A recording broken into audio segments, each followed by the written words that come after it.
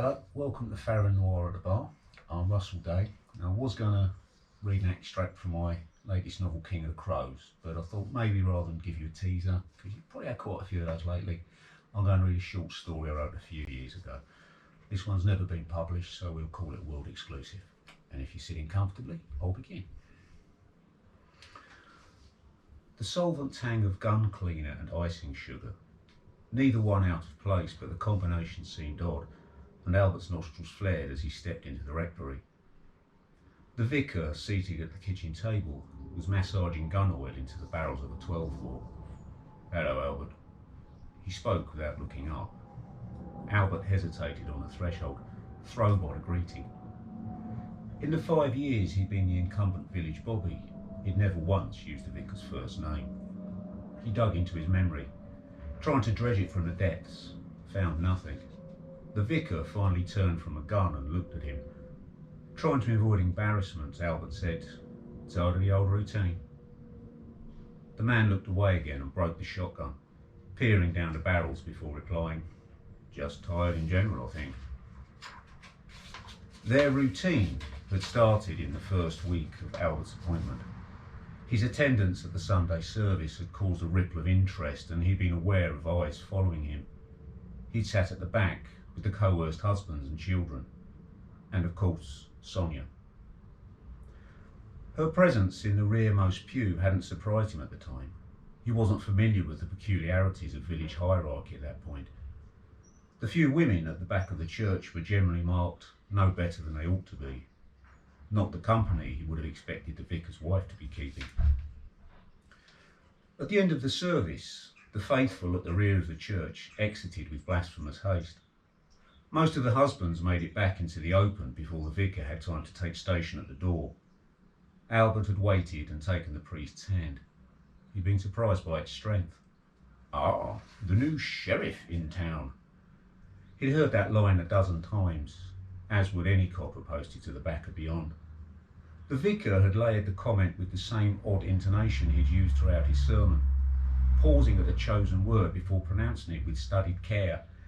It gave the impression that there was something there to be inferred. "PC Albert Priest, at your service." "Ah, so you're a priest as well? Well then, hello, priest." Excuse me, licking my finger. I'll wash them later, don't worry. Seeing what was anticipated, Albert responded in kind. "Hello, priest." The banal joke had become their standard greeting. At the edge of his vision, he'd seen Sonia leaning against the church, hearing the exchange and rolling her eyes. After that first service, they might never have spoken again, but for Mrs. Elton's lemon drizzle cake. Excuse me.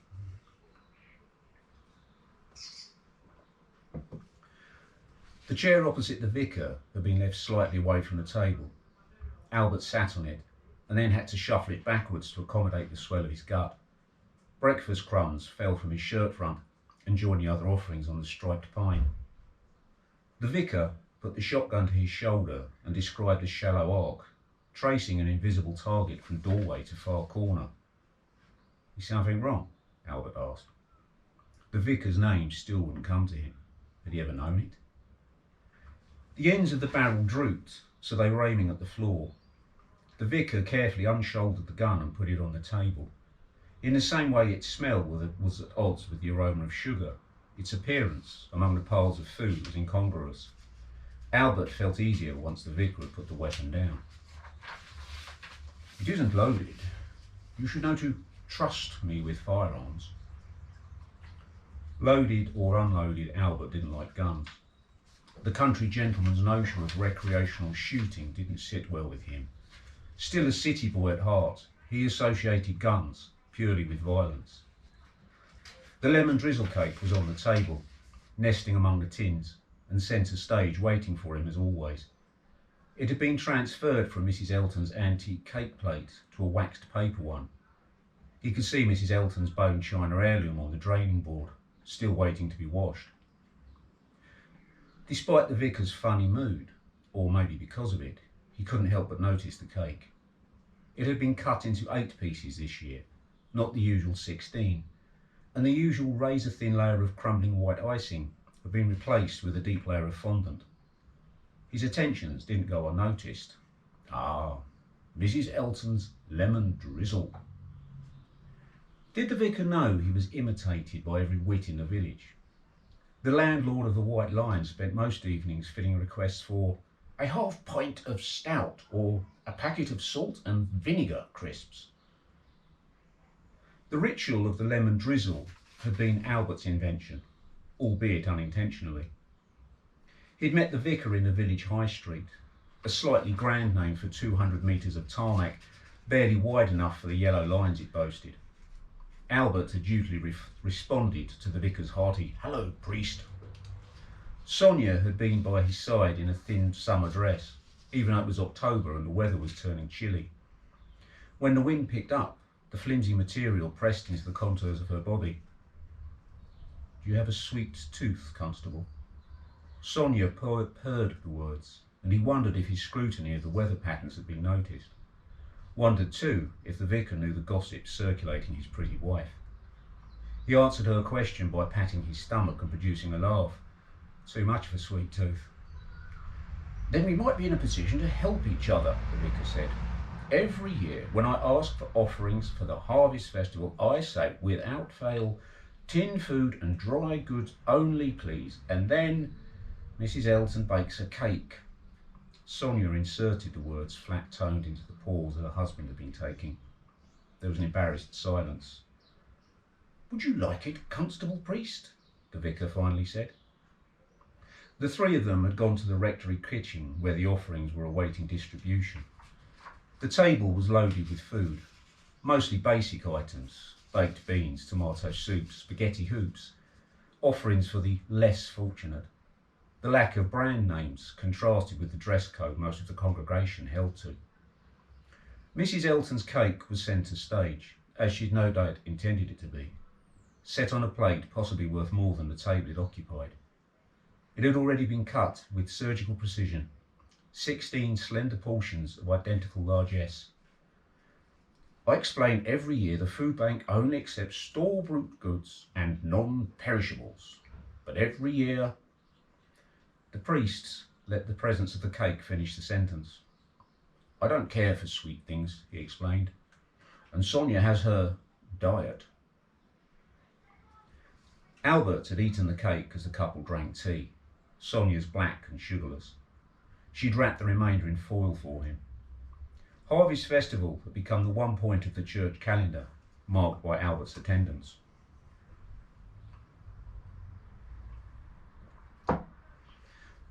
The vicar began tidying the gun cleaning tools, zipping them into compartments in a faux leather case. The gun gleamed, one of the few things in the room not dulled by a film of icing sugar. "Are you sure everything's all right?" The vicar still didn't answer the question.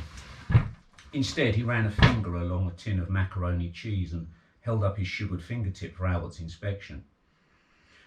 "Strange. I used to find this endearing, Sonia's messiness. Does that seem odd to you?" Albert said it didn't.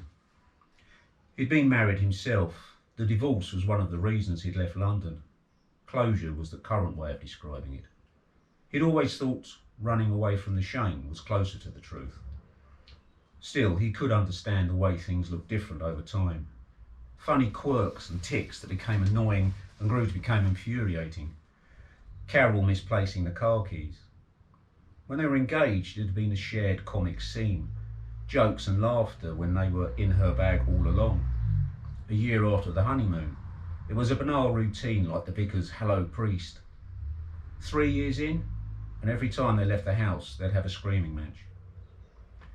For her part, Harold had been gigglingly complicit in her early attempts to undermine her calorie counting. By the end of the marriage, she held him accountable for every ounce on the bathroom scales. The vicar brushed the sugar from himself with exaggerated movements and asked Albert if he'd like a cup of tea. He made a fuss preparing it. Loose leaf Earl Grey, cups, saucers, milk jug. Albert would have been content with a bag and a mug.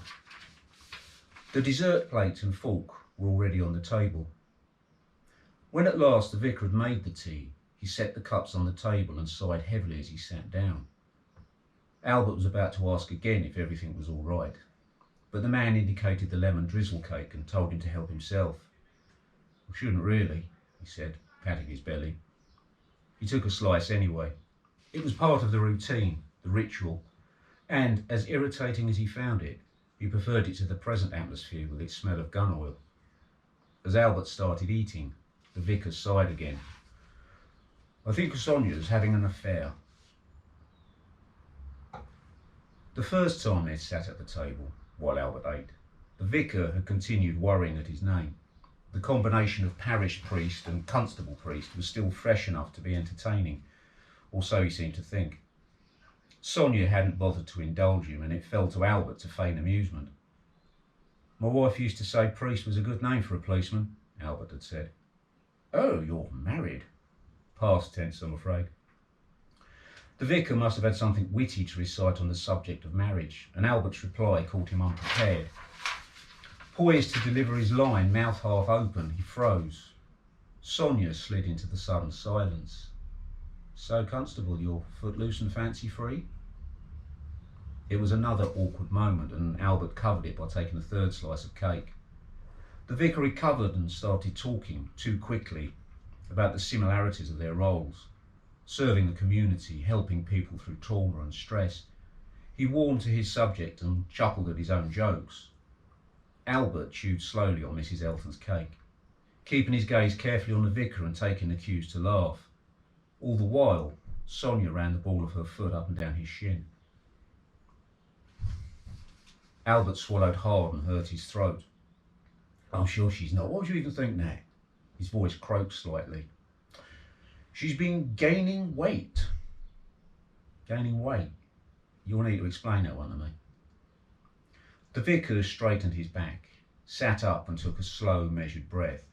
Then, as if the effort had been too much, he let his head loll back on his shoulders until he was looking at the ceiling. "Sonia's always struggled with her weight," he said suddenly. "It's helped being with me. That's helped. I've never trusted sweet things. We seldom have them in the house, and so she isn't tempted." The vicar moved forward slightly, letting the momentum swing his head back to the level. "But lately," he swept his hand expansively around the kitchen and the mess, "she's taken to baking.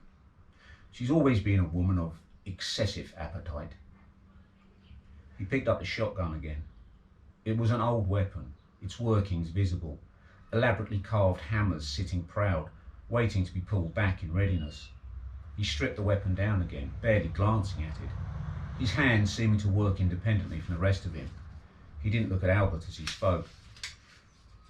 "Sonia's always relied on me for help with her diets. Between us, we've always managed to curb her craving for sweetness. The exception, the lapses if you like, have always been during those..." Abruptly, the gun required all the vicar's concentration and his voice faltered. "Those moments of intimacy a married couple must share, at those times she couldn't resist."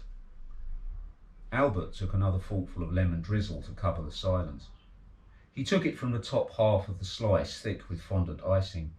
The sugar melted over his tongue, but he tasted bitterness watching the inspection of the gun parts. Satisfied with what he saw, the vicar reassembled them. Albert was aware that he was paying more attention to the gun than the vicar was. He took another forkful. "You sure you don't want some of this? It's really good." Before answering, the vicar broke the gun and inspected the balls again. "No, as I've said, I've never liked sweet things. My father always said you can't trust sweetness. It's nature's way of hiding the rot. He maintained sweetness hides corruption. It was my father who taught me to shoot. This was his gun. He gave it to me the year he died." He snapped the shotgun closed. "I have a confession." Albert felt his stomach clench and was aware that his mouth was suddenly dry. He struggled to swallow the last mouthful of cake, then swallowed again to dislodge the aftertaste. "Confession? That isn't Mrs. Elton's cake. I dropped Mrs. Elton's offering, bringing it in from the service. Sonia made that one. She didn't want you to be disappointed. Neither did I. We both want you to have your cake and eat it. It's very nice, Albert said, conscious of the gun in the other man's hands. Sonia's good at baking. Well, she's been practicing, and I helped with the icing. Not too sweet, I hope. Albert assured him it wasn't. With an eye on the gun, he asked where Sonia was. She rushed out of the house as soon as the cake was off the oven. An appointment to keep. That's why I made the icing, you see. You're sure you like it? Very much. You think Sonia's meeting the other man? I do. Maybe I'm wrong. More cake? I shouldn't, Albert said. The vicar considered his answer. There's something a little sad about a man without enough on his plate. He lifted the shotgun again, drew a bead on another target only he could see. Albert swallowed. His hands were shaking. Still, with the gun at his shoulder, the vicar tilted his head and registered the tremor. Please, do take some more. He tilted his head a little further, indicating the remains of the cake. Albert took another slice, reminding himself the gun wasn't loaded. Another sugar-rich mouthful. The vicar swiveled in his seat and drew a bead on the clock above the doorway. He sat motionless for a long moment, then cocked the hammers on the empty weapon. You really should have some yourself, Albert said again. He was aware of the clock ticking and the sharp rattle of his fork against his plate. Abruptly, the vicar put the shotgun down on the table. He kept his hand on the stock, finger resting on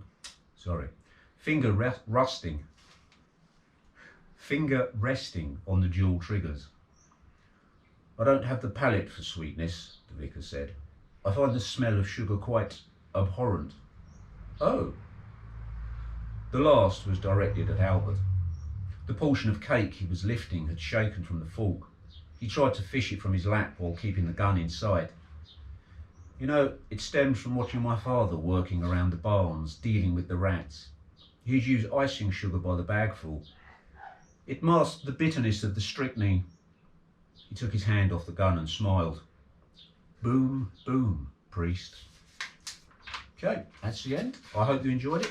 If you thought it was worth listening to, perhaps you'd care to buy one of my books. They're available through Fahrenheit Press, and King of the Crows comes out 1st of May. Thanks very much.